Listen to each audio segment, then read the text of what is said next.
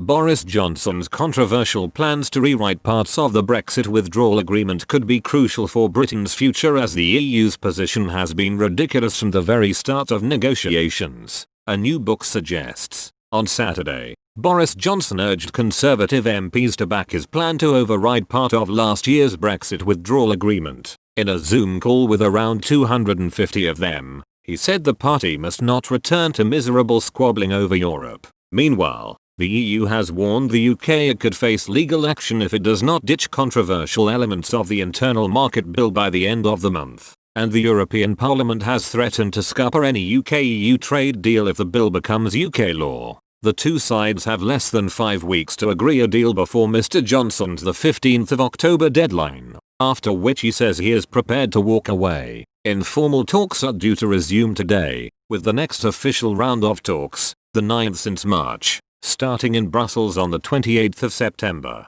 Neither side is expecting a breakthrough, though, as tensions are set to rise in the incoming days. Unearthed reports suggest the reason Mr. Johnson might be pushing for a safeguards clause, as both an insurance and a deterrent. According to 2020 book Remaking One Nation, The Future of Conservatism, written by former Number 10 advisor Nick Timothy, there are plenty of warning signs to alert Britain not to rely on blind trust, particularly because Brussels has blatantly broken rules in the past. For example, in September 2017, former Prime Minister Theresa May decided that she would have to invoke Article 50 in order to start talks with Brussels. On the opening day of the Conservative Party conference, she announced she would trigger by no later than the end of March 2017. She promised to repeal the European Communities Act, which gave direct effect to EU law in Britain. She said, "We will do what independent, sovereign countries do.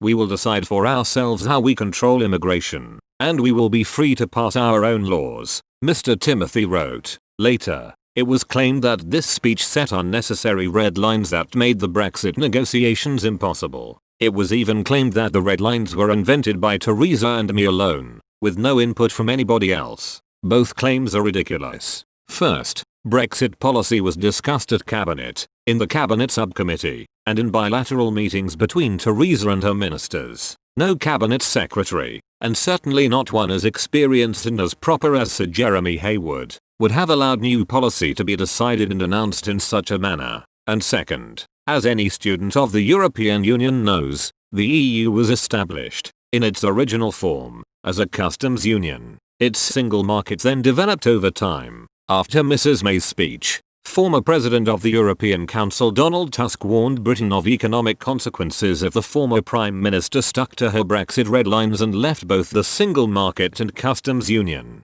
Mr. Tusk said he fully understood Mrs. May's political objective to demonstrate at any price that Brexit could be a success, but added, "Sorry, it's not our objective." Moreover, the EU's chief Brexit negotiator Michel Barnier told the former Prime Minister she must adapt her red lines to gain a good trade deal for Britain. He also appeared to signal a tough line on the European Court of Justice continuing to have judicial oversight over the final Brexit agreement. He said, "Without an agreement on governance, there is no credibility of this treaty for stakeholders, for business." Mr. Timothy added, "If Britain did not leave the customs union and single market, and the laws and institutions that underpin both, what would we be leaving?" As David Davis said to me at the time, the speech was little more than a statement of the bleeding obvious, and as Boris Johnson's Brexit deal proved, it is possible to leave the EU in full accordance with the so-called red lines.